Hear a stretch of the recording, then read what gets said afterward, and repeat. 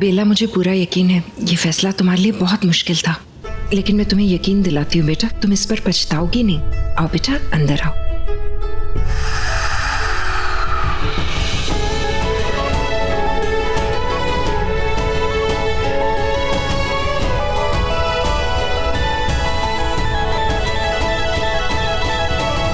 Hello, congratulation. अब हम business partners के साथ साथ हाउसमेट्स भी हैं, तो सोचा कि पर्सनली कंग्रेचुलेट कर दूं। सो या, congratulations. What do you mean? तुम यहाँ क्या कर रही हो? Of course she can stay here. Miss Khanna, you're more than welcome. That's really nice of you. Please किसी से कह के मेरा सामान ऊपर भिजवा देना, मेरे सर में बहुत दर्द हो रहा है। I'll go and rest.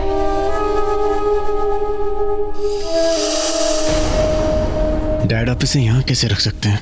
रख सकता हूँ। Listen, I don't care तुम्हारे मंडप में क्या हुआ। What I really care about is my business. वो मेरी सबसे बड़ी इन्वेस्टर है, मुझे बहुत सारे पैसे देने वाली है। So now, stop giving attitude and be nice to her, okay? So, शादी हो गई, घर प्रवेश हो गया। Now it's time for a big party. Let's paint the town red. Woo!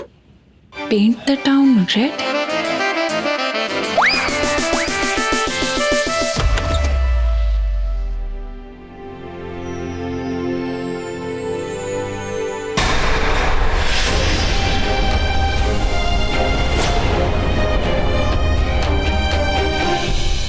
बेला, तुम्हारे सारे कपड़े बेटा मैंने वहां चेंजिंग रूम में रखवा दिए हैं, ठीक है?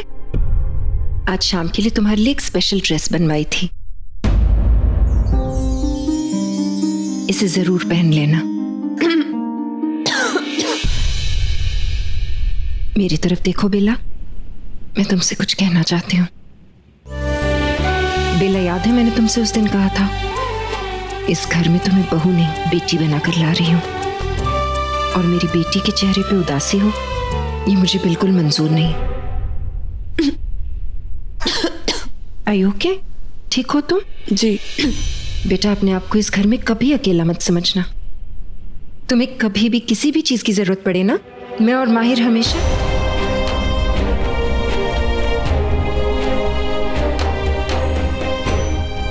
मैं आती हूँ। जी।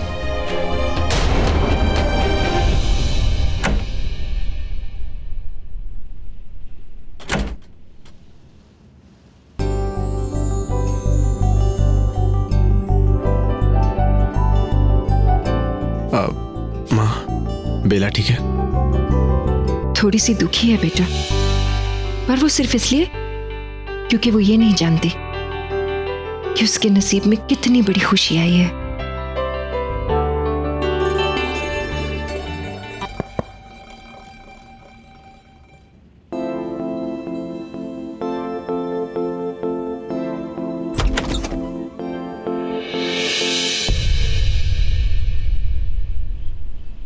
अब बेला, क्यों लेके आई है इन्हें यहाँ पे?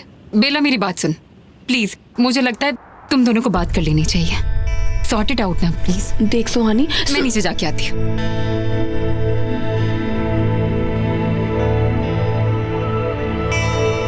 बेला, मैं वो अपने किए पे बहुत शर्मिंदा हूँ।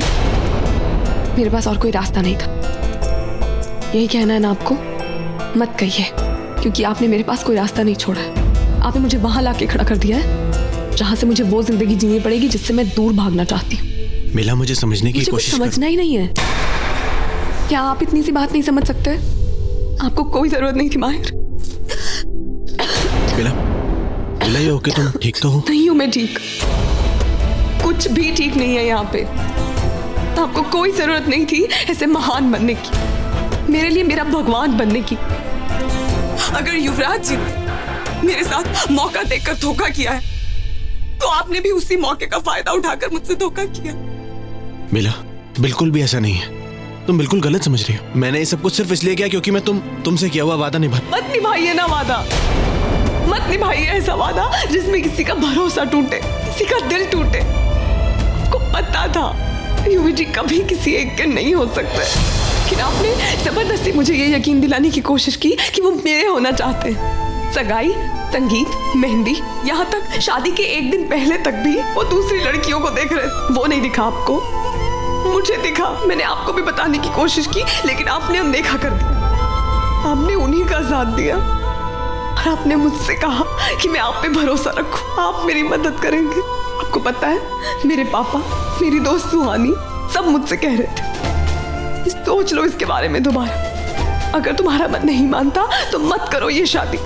किसी की भलाई के लिए तुम अपने साथ बुरा क्यों कर रही हो? लेकिन मैंने किसी की बात नहीं सुनी, क्योंकि मुझे आप पे भरोसा था, क्योंकि मुझे लगता था आप जेन्युइनली मेरे दोस्त हैं, मेरे वेल विशर हैं। जो मैं हूँ बेला। आप नहीं है, आप कुछ नहीं है मेरे, हमारा कोई रिश्ता नहीं है। हमारे बीच में जो रिश्ता है ना, वो सिर्फ इसलिए बना ताकि मुझे बदनाम होने से बचाया जा सके, लेकिन मैं तब भी आपका कोई एहसान नहीं मानूंगी।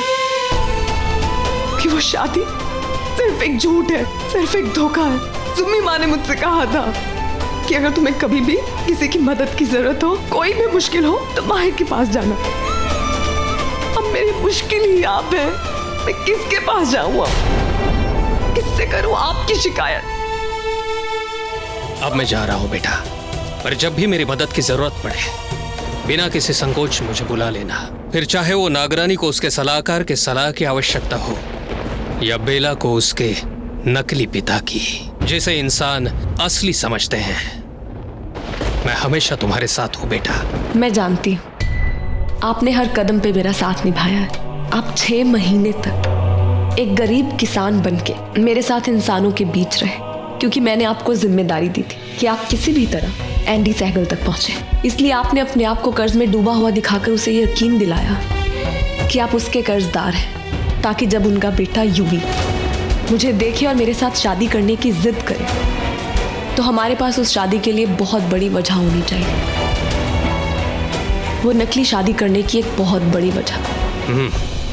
और इसी तरह किसी को हम पर शक भी नहीं हुआ। पर ये सब तो हम कर चुके हैं बेटा, फिर तुम इन बातों को क्यों दोहरा रही हो? ताकि हम भूले ना और हमसे कोई चूक ना।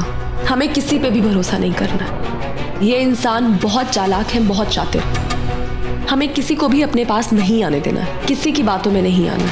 यहाँ कोई भरोसे के लायक नहीं है, कोई अच्छा नहीं है। बेला, सारे इंसान बुरे नहीं होते। जानती हूँ कुछ इंसान मुंशी चाचा और सुहानी जैसे भी होते हैं, लेकिन ऐसे इंसान बहुत कम हैं। मैं वादा करता हूँ बेटा, मेरी तरफ से कोई गलती नहीं होगी। मैं किसी भी इंसान पर भरोसा नहीं करूंगा। आप इसे मेरा आदेश समझे, अपनी नागरानी का आदेश, क्योंकि आप सबकी सुरक्षा मेरी सबसे बड़ी जिम्मेदारी है।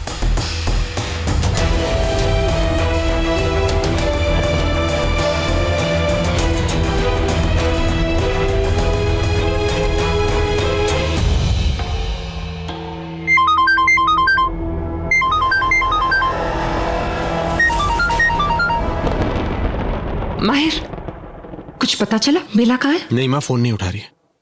ऐसा क्यों कर रही है वो? पता नहीं माँ, नाराज है और उसको हक भी है नाराज होने का। माँ कहाँ गई होगी? मुझे ऐसा लगता है अपने पापा से मिलने गई होगी। मैं शर्मा भाई साहब को फोन करती हूँ। नहीं माँ, ऐसा मत करो। अगर वहां पे नहीं हुई तो वो बेकार में परेशान हो जाएंगे। हमें थोड़ा और इंतजार करना चाहिए।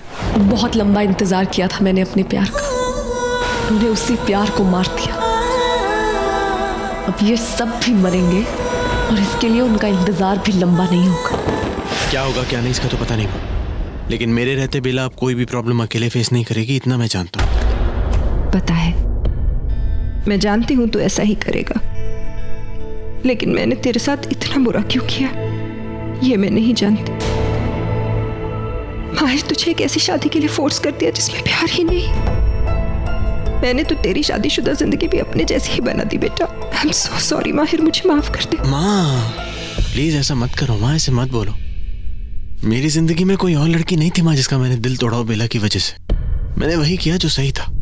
जो भी मैंने किया मम्मा, उससे आपकी बात का मान भी रह गया, पापा का नाम भी रह गया। That's good enough for me. कौन से जन्म के अच्छे कर्म थे माहिर जो मुझे तेरे जैसा बेटा मिला। माँ वैसे आपका एक बेटा और भी है, युवी। आई थिंक आपके अच्छे और बुरे कर्म इक्वल रहे होंगे ना।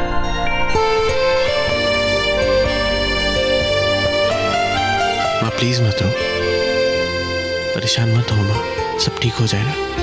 बहुत जल्दी युवी को भी अक्ल आ जाएगी और बेला भी घर वापस आ जाएगी। लेकिन क्या वो तुझे कभी समझेगी माहिर? कभी समझने की कोशिश भी करेगी? I don't care about. But I care. क्योंकि मैं जानती हूँ मेरा बेटा कैसा है। बाहर मंदिर और दरगाहों में जाके जब लोग मन्नतें मांगते हैं ना, तब तुझ जैसा कोई उन्हें मिलता है। बेटा, तू तकदीर की वो लकीर है जो सिर्फ किस्मत वालों के हाथ में होती है। और वाकई बेला बहुत ही नसीब वाली है कि तू उसके नसीब में है। बस अब मैं भगवान से यही प्रार्थना करती हूँ कि वो तुझे जरूर समझे। और देखना, एक ना एक दिन वो तुझे जरूर समझेगी, मुझे पूरा यकीन है। और देखना, तुम दोनों की कहानी कभी ना कभी प्रेम कहानी में जरूर बदलेगी। ऐसा नहीं होगा। अब उनके मन का कुछ नहीं होगा। एक नागिन से खिलवाड़ किया है उन्होंने, अब ये नागिन उनके साथ खेल खेलेगी, वो भी मौत का। अब चाहे वो खुद मरे या मेरे हाथों मरे, मरना उन्हें पड़ेगा, क्योंकि ये नागिन किसी को नहीं छोड़ेगी, किसी को नहीं।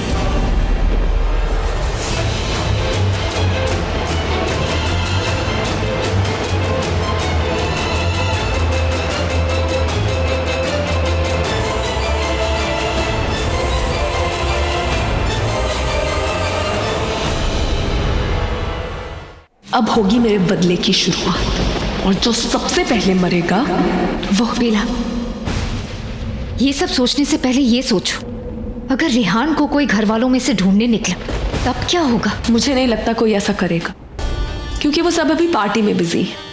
और उसके बाद के लिए ये देखो, रेहान का फोन।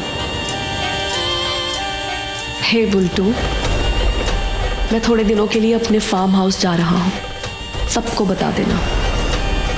ये तुमने अच्छा किया, पर तुम्हें पता था कि उनका फार्म हाउस है? इन लोगों के बारे में मुझे सब पता है। बेला, तुम ठीक तो हो ना? ये पहली बार था जब तुमने किसी को जान से मार दिया। वो इसी लायक था, ऐसे लोगों के साथ यही होना चाहिए। मैं इन लोगों के बारे में दोबारा नहीं सोचूंगी। अच्छा, मुझे लगता है कि हमें घर जाना चाहिए। तुम्हारे घर वाले तुम्हें ढूंढेंगे। नई नवेली दुल्हन है, और नई नवेली दुल्हन आज रात अपने दूल्हे को खत्म कर देगी।